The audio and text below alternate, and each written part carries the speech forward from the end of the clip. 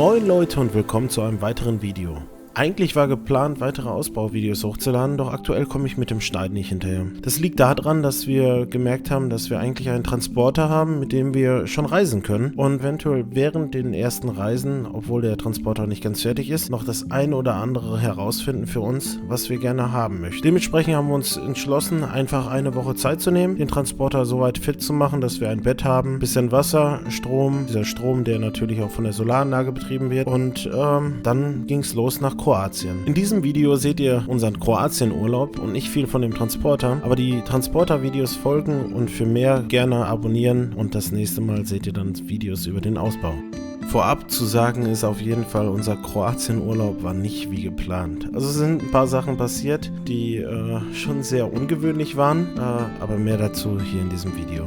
In Kroatien angekommen, kurz vor dem ersten Ziel, der erste Schock. Ein Waldbrand mit meterhohen Flammen direkt auf dem Berg, wo wir campen wollten. Dort haben Freunde schon den Vortag übernachtet, die wir besuchen wollten. Glücklicherweise waren die Flammen doch etwas weiter entfernt und wir konnten dort unterkommen. Der Weg dahin war jedoch nicht für den Iveco Daily extra lang und extra hoch gedacht, sondern eher für den Land Rover Defender 4x4, mit denen die Freunde da waren. Doch mit viel Zeit und Geduld haben wir es runtergeschafft und der Platz war einfach genial. Wie ein kleiner Privatstand ohne irgendwelchen anderen Leuten drumherum. Falls ihr euch fragt, wie unsere Freunde einen solchen Platz gefunden haben, sie hatten eine App mit dem Namen Park4Night und ich muss sagen, für alle, die Wildcampen oder auf Campingplätzen unterwegs sind, kann ich diese App nur empfehlen. Link ist unten in der Beschreibung. Doch Wildcampen ist nicht überall erlaubt. Recherchiert im jeweiligen Land und seid euch der Folgen bewusst, solltet ihr doch wild campen, obwohl es nicht erlaubt ist. Nur so als Information. Am nächsten Tag wollten wir zügig zum nächsten Spot aufbrechen. Doch kurz vor dem Losfahren kam ein Mädchen zu uns und bat uns um Hilfe, da einer der beiden Freunde sich beim Baden verletzt hatte. Die zwei Jungen und das Mädchen kamen aus Berlin und sind von dort Richtung Italien und weiter nach Kroatien. Sie übernachteten direkt am Wasser mit Tab und Hängematte. Der Junge wurde von einer Welle gegen eine rostige Leiter gedrückt und hatte am Oberschenkel einen tiefen Cut, der genäht werden musste. Die Strecke von der Bucht zur Straße allein wäre zu extrem gewesen. Daher packten wir die drei in den Transporter und düsten den steinigen Berg hoch Richtung Split Krankenhaus. Nachdem der Junge genäht war, brachten wir die drei zum nächsten Hostel. Glücklicherweise konnten auch sie weiterreisen und ich hoffe, sie hatten noch einen schönen Urlaub, falls sie dieses hören sollten. Jedenfalls ging es für uns weiter mit kurzen Zwischenstopps Richtung Dubrovnik.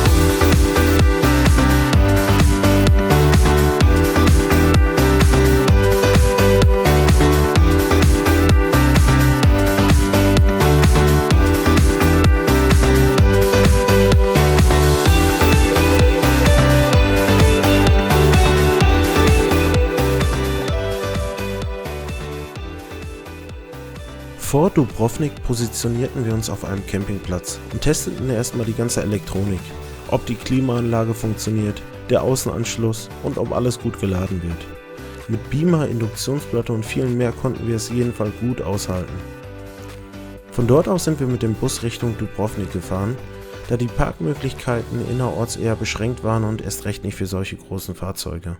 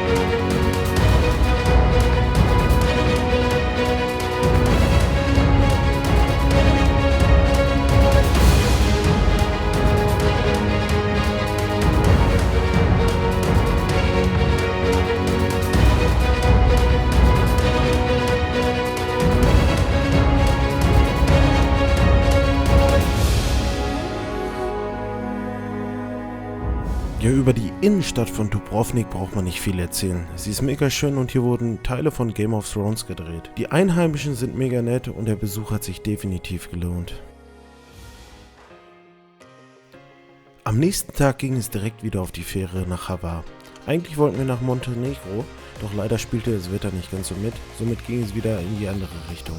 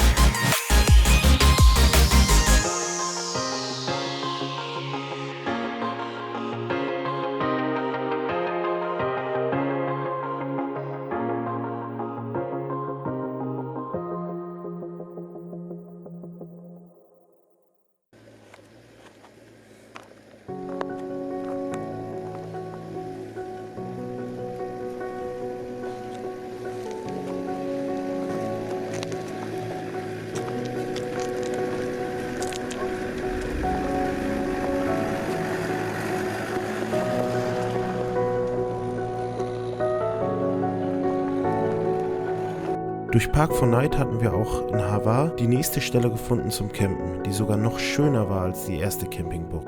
Natürlich muss auch hier gesagt werden, dass diese Orte nicht so schön wären, wenn dauernd irgendwelche Camper meinen, ihren Müll zu verteilen. Von daher jeden Müll bis hin zum Zigarettenstummel einpacken und richtig entsorgen. Das ist auch der Grund, warum Wildcampen mehr und mehr untersagt wird. Wenn man sich jedoch gut benimmt, bekommt man auch das ein oder andere Naturerlebnis wieder zurück.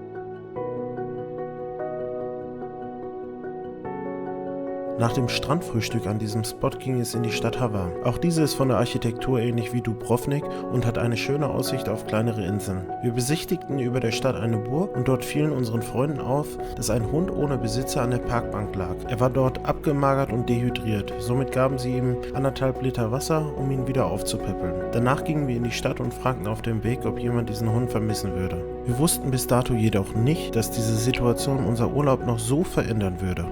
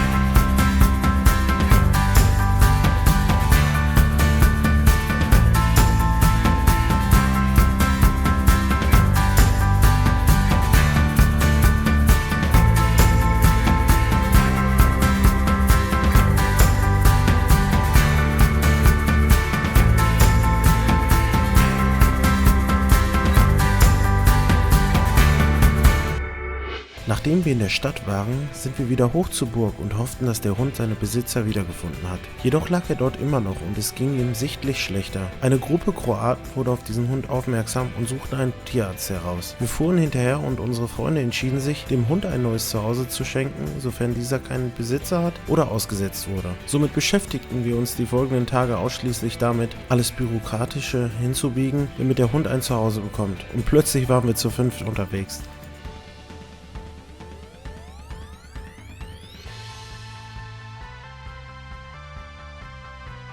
Damit natürlich alles vorschriftlich vonstatten geht, mussten die Freunde noch ein paar Tage warten, um die Papiere zu erhalten. Wir hingegen zogen weiter zu Freunden, die auf einem Campingplatz mit einem Wohnwagen auf Kres auf uns warteten.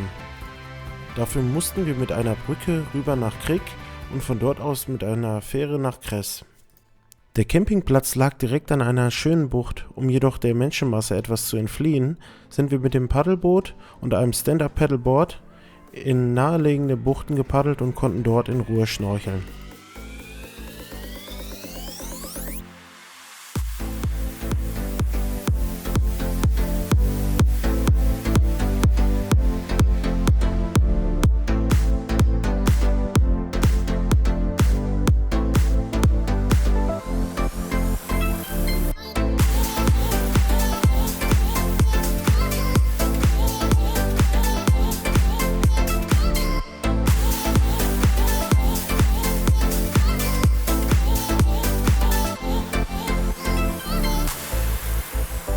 Mit einer 2-Euro-Angel haben wir versucht zu angeln und wir hätten niemals erwartet, dass es klappt. Die Fische bissen wie verrückt, leider hielt das Brot nicht richtig am Haken, aber mit Mais hätten wir den ein oder anderen weiteren Fisch geangelt.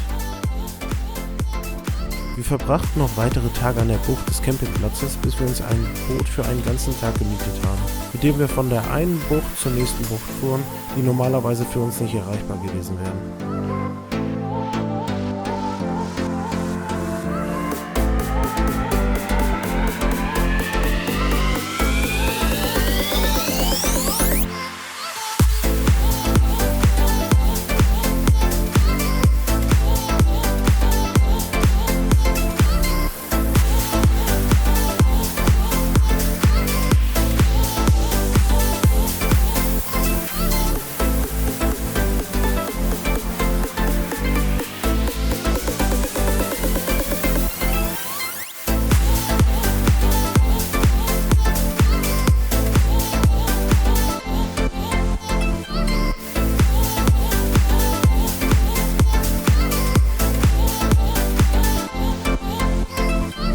Danach fuhren wir zusammen mit der Fähre auf Krik und währenddessen wir einen Spot auf Krik suchten, fuhren die beiden weiter Richtung Slowenien. Und so kamen wir zu einem richtig ruhigen Spot, an dem wir relativ alleine waren und perfekte Aussicht hatten. Dort sollte man laut Park4Night sogar Delfine sehen können. Leider konnten wir keine sehen, dennoch ein sehr schöner Spot.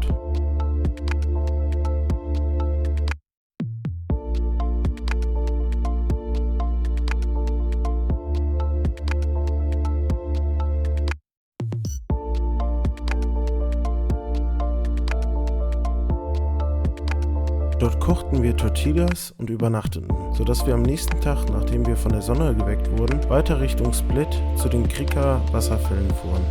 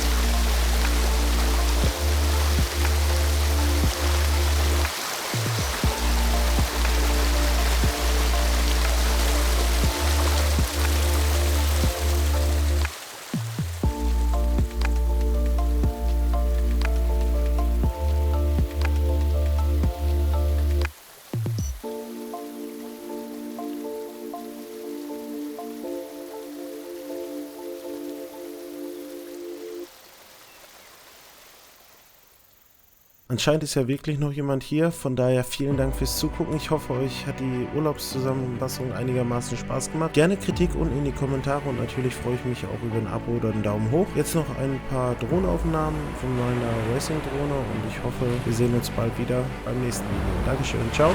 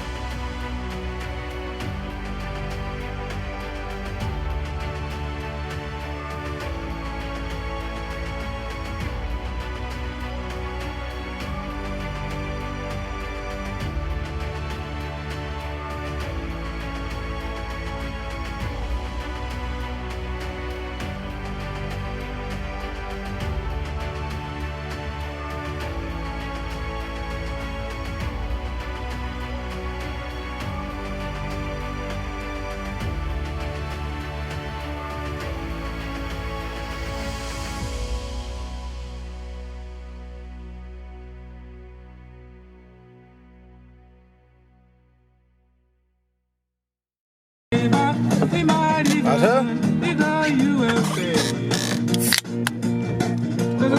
Prost!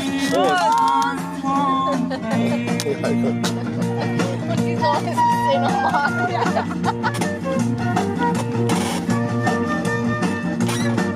Frühstück!